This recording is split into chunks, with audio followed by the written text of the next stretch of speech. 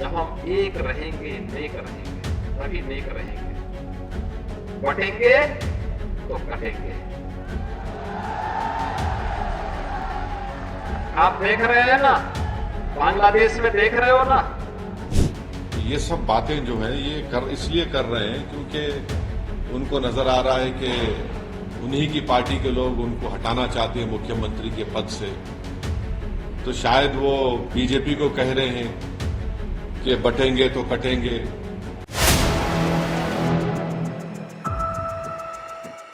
नमस्कार, 4 PM पर आप सभी का स्वागत है। उत्तर प्रदेश में उपचुनाव होना है। लोकसभा चुनाव में बीजेपी की हालत उत्तर प्रदेश में खस्ता हो गई, तो वापसी करना है तो हिंदू मुसलमान तो करना ही है।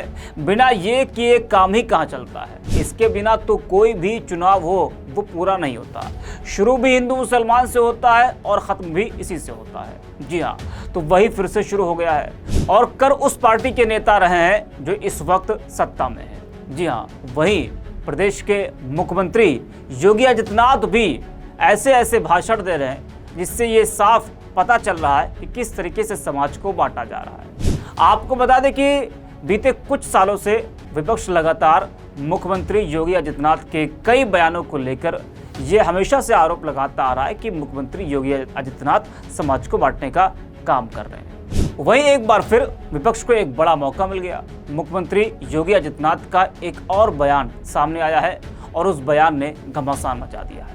विपक्ष योगी आदित्यनाथ के बयान पर हमलावर है। आपको बता दें कि आगरा में बांग्लादेश के मुद्दे पर मुख्यमंत्री योगी आदित्यनाथ आक्रामक नजर आए। वीर दुर्गादास राठौर की प्रतिमा का अनावरण करते हुए सीएम योगी ने कहा कि राष्ट्र सर्वोपरि है, राष्ट्र से बढ़कर कुछ नहीं हो सकता, लेकिन यह तभी संभव होगा जब हम सब एक साथ रहेंगे। हम बटेंगे तो कटेंगे, हम बटेंगे तो कटेंगे। ये बात कही मुख्यमंत्री योगी आदित्यनाथ ने।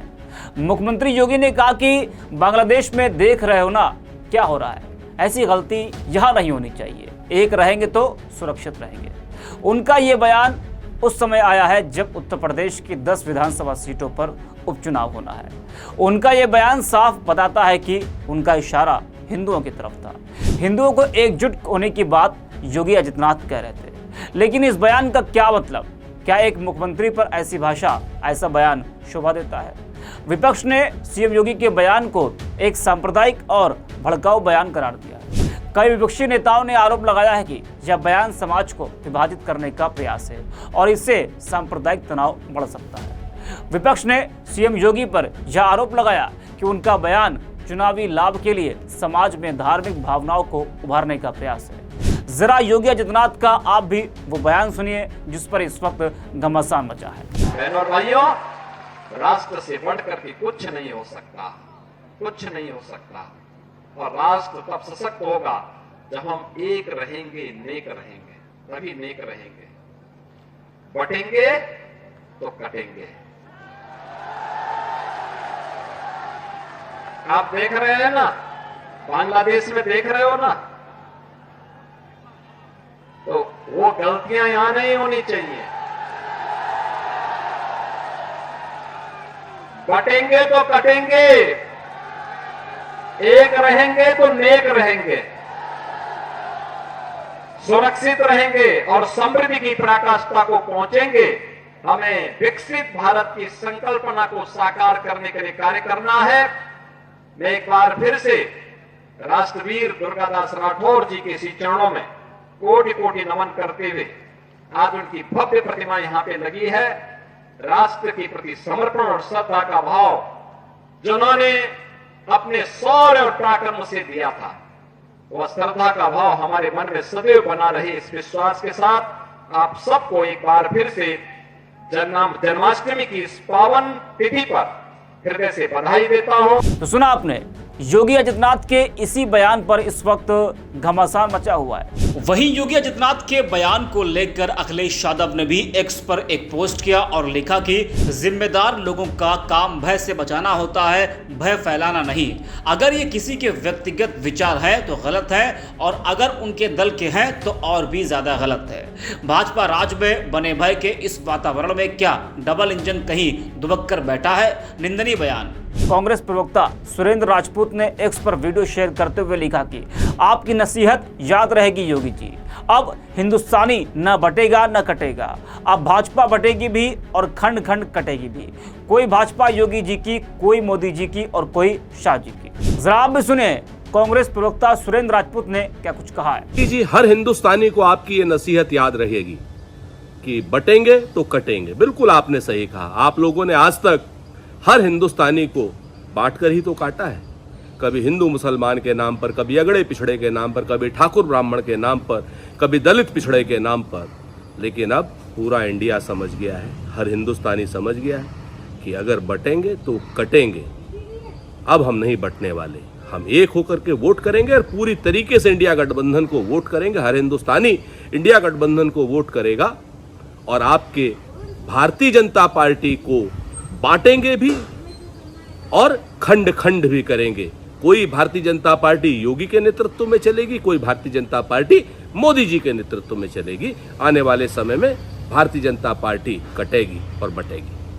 तो सुना आपने। वहीं ऑल इंडिया मजलिस इत्तेहादुल मुस्लिमीन के चीफ असदुद्दीन ओवैसी ने भी योगी आदित्यनाथ के बयान पर पलटवार किया है। उन्होंने कहा कि उन्हें यानी कि योगी आदित्यनाथ जी को कुर्सी जाने का डर है, इसलिए वह ऐसी बातें कर रहे हैं। उनको डर सता रहा है कि बीजेपी उनको सीएम पद से हटा देगी, इसलिए वह बीजेपी का पैगाम दे रहे हैं कि बटेंगे तो कटेंगे। जरा आप भी सुनिए कि ओवैसी ने योगी आदित्यनाथ के बयान को लेकर क्या कुछ कहा है। क्या वो ये कहना चाहते हैं कि भारत में इलेक्शंस रिग होते हैं? क्या वो ये कहना चाहते हैं कि नरेंद्र मोदी की सरकार इनस्टेबल है?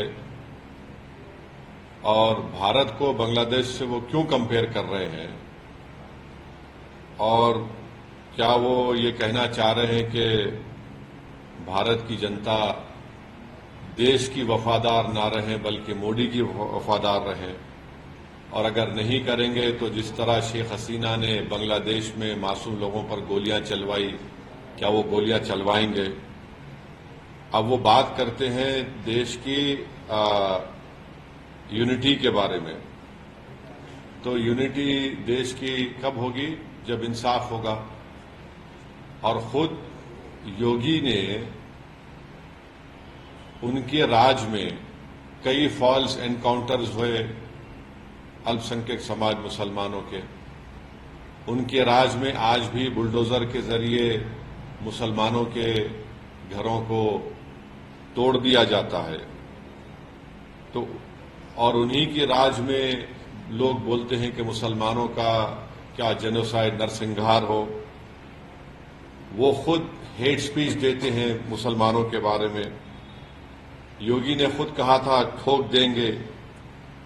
तो जब वो खुद इस तरह की बातें करते हैं और देश की अखंडता और यूनिटी की बात जब वो करते हैं, तो उनके मुंह से जब इतने सब अनाप शनाप बातें निकलती हैं, तो फिर वो तो कुछ और ही बात कर रहे हैं।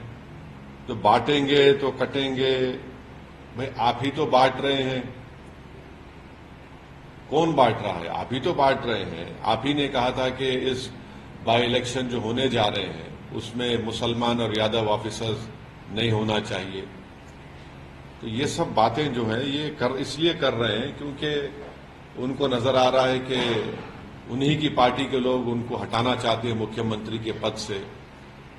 तो शायद वो बीजेपी को कह रहे हैं कि बटेंगे तो कटेंगे। तो ये इनका इनसिक्योरिटी है, उनकी अनपॉपुलैरिटी है उत्तर प्रदेश में। और फिर वो भूल गए कि जब देश की अखंडता की बात कर रहे हैं तो जो डिफेंस की जमीन थी उन्होंने इंडस्ट्रियलिस्ट को दे दिया वहां पर। तो ये सब इनका रिकॉर्ड रहा है। तो इसलिए वो बौखलाहट का शिकार होकर अपने हस्बे आदत सिर्फ मुसलमानों को निशाना बना रहे हैं अपनी हेट स्पीच के जरिए। सुना आपने। वहीं सोशल मीडिया पर भी लोगों की प्रतिक्रियाएं देखने को मिल रही हैं। कांग्रेस नेता उदित राज लिखते हैं कि सीएम योगी ने कहा बांग्लादेश से लो सबक, बटेंगे तो कटेंगे, एक रहेंगे तो नेक रहेंगे। क्या अखिलेश यादव हिंदू नहीं थे जब उनके सीएम निवास को गंगा जल से धुलवाया? क्या पिछड़े हिंदू नहीं हैं जिन्हें राम जन्मभूमि प्रबंधन समिति में रखा जाता? उत्तर प्रदेश के किसी भी विश्वविद्यालय में एक भी दलित और पिछड़ा कुलपति क्यों नहीं है? क्या ये हिंदू नहीं है? पहले तालाब का पानी भी नहीं पी सकते थे, एक ही कुएं का पानी पीना असंभव था। क्या इन्हें हिंदू माना गया? आरक्षण का विरोध सवर्ण करते हैं ना कि मुसलमान।